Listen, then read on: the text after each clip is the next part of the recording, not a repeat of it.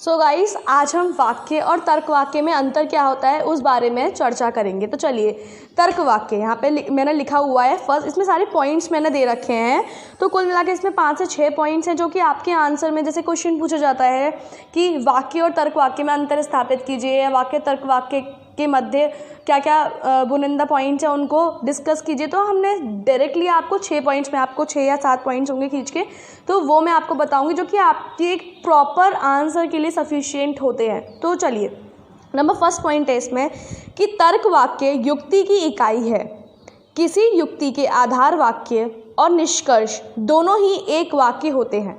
आपको पता है कि आधार वाक्य जो होते हैं, आपको मैंने दिया था कि जैसे कि ये 2 हो गए और इसका निष्कर्ष हो गया जैसे कि एस, और ये हो जाएगा पी, इसका निष्कर्ष हो जाएगा कंक्लूजन। ये दोनों एस और पी क्या हो जाएंगे, मतलब दोनों जो पॉइंट्स हो जाएंगे, मैंने एग्जांपल दिया है खाली, आप आगे जाके देखेंगे। तो ये होते हैं आधार वाक्य और कंक्लूजन होता है निष्कर्ष। तो इसमें बोला है कि तर्क वाक्य युक्ति की इकाई है। किसी युक्ति के आधार वाक्य और निष्कर्ष दोनों ही एक तर्क वाक्य होते हैं। ठीक है, सभी तर्क वाक्य वाक्य होते हैं। सभी तर्क वाक्य ये क्या होते हैं, सभी तर्क वाक्य वाक्य होते हैं। सभी तर्क वाक्य वाक्य होते हैं, परंतु हर वाक्य तर्क वाक्य नहीं होता। केवल सूचनात्मक तथा तथ्यात्मक वाक्य ही तर्क वाक्य होते हैं। क्या होता है, केवल सूचनात्मक तथा तथ्यात्मक वाक्य ही तर्क वाक्य होते हैं। प्रश्नागत, विस्मयादिबोधक, आज्ञासूचक और संवेगात्मक वाक्य तर्क वाक्य की श्रेणी में नहीं आते हैं।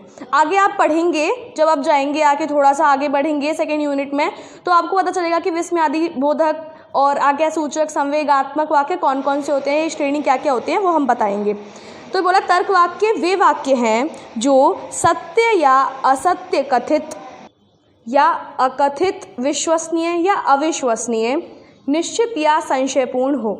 जहाँ सूचनात्मक और तथ्यात्मक वाक्य सत्य या असत्य होते हैं, वही आज्ञासूचक, विस्मयादिबोधक और प्रश्नात्मक वाक्य सत्य या असत्य नहीं होते। तो नेक्स्ट करते हैं हम, एक तर्क वाक्य किसी तथ्य की सत्य तथा असत्य से संबंधित है, जबकि वाक्यों में हम सत्य और असत्यता में बात नहीं करते हैं। तो गाइस, ये बेसिकली जो आप देखेंगे कृष्णा जैन की बुक है, उसमें से ये नोट्स मैंने बनाए थे। कुछ मेरी प्रोफेसर ने भी ये नोट आउट करवाए थे, तो कुछ पॉइंट्स उनके हैं, कुछ पॉइंट्स मैंने इसमें ऐड कर दिए थे।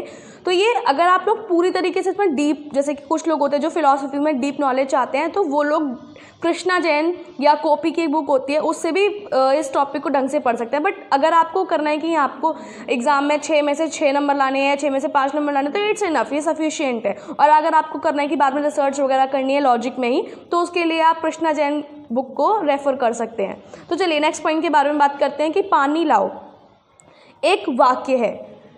ठीक है, पानी लाओ एक वाक्य है, ना कि तर्क वाक्य, जबकि पानी मनुष्य के लिए अनिवार्य है, एक तर्क वाक्य। आपको भी पता है कि पानी लाओ ये क्या होता है, ये एक साधारण वाक्य है कि पानी लाओ, और लेकिन इसमें क्या हो रहा है, तथ्य की बात हो रही है, इसमें तर्क है कि पानी जो है क्या है, पानी जो है मनुष्य के लिए अनिवार्य है, एक नेसेसिटी है पानी, जो कि सबको पता है कि पानी के बिना मनुष्य नहीं जी सकता। तो ये क्या हो गया, यह एक क्या है, तर्क वाक्य है। ठीक है, नेक्स्ट पॉइंट पे बात करेंगे हम, वाक्य का संबंध भाषा से होता है, जबकि तर्क वाक्य का संबंध तर्कशास्त्र से होता है। वाक्य में क्या होता है, भाषा देखी जाती है कि साधारण भाषा है या किस प्रकार की भाषा यूज़ की गई है, लेकिन तर्क वाक्य में भाषा वगैरह का नहीं देखा जाता है, इसमें देखा जाता है कि तर्कशास्त्र है या नहीं है। तर्क वाक्य में तर्क लॉजिक की बातें की गई हैं या नहीं की गई हैं। कभी कभी हम लोगों को बोलते हैं ना कि आप बहुत तर्क शास्त्रीय बात करते हैं, तर्क करते हैं या लॉजिस्टिक बातें करते हैं। तो वो होता है कि जहाँ तर्क वाक्य होता है वहाँ पर तर्कशास्त्र का होना मैंडेटरी होता है, इट्स मैंडेटरी फॉर तर्क वाक्य। तर्क वाक्य के लिए तर्कशास्त्र का होना अनिवार्य है। तो देखिए नेक्स्ट पॉइंट ये है कि तर्क वाक्य किसी विशेष भाषा से जुड़ा नहीं होता।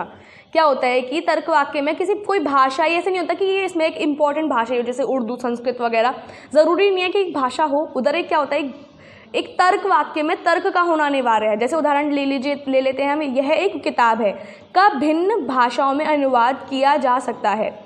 यह एक किताब है का भिन्न भाषाओं में अनुवाद किया जा सकता है, मतलब कि उर्दू में भी लिखी जा सकती है, हिंदी में भी लिखी जा सकती है।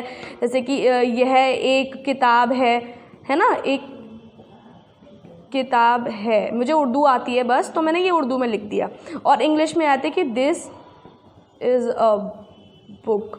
ये हो गया इंग्लिश में, अनुवाद हो गया। मुझे सिर्फ ये 2 लैंग्वेज ही आती है, हिंदी में मैंने लिख दिया है। बाकी भी हम चेंज कर सकते हैं, जैसे पंजाबी हुई, जापानीज़ हुई, फ्रेंच हुई, इन सब इसको क्या होता है कि हम अलग अलग बातों में ट्रांसलेट कर सकते हैं।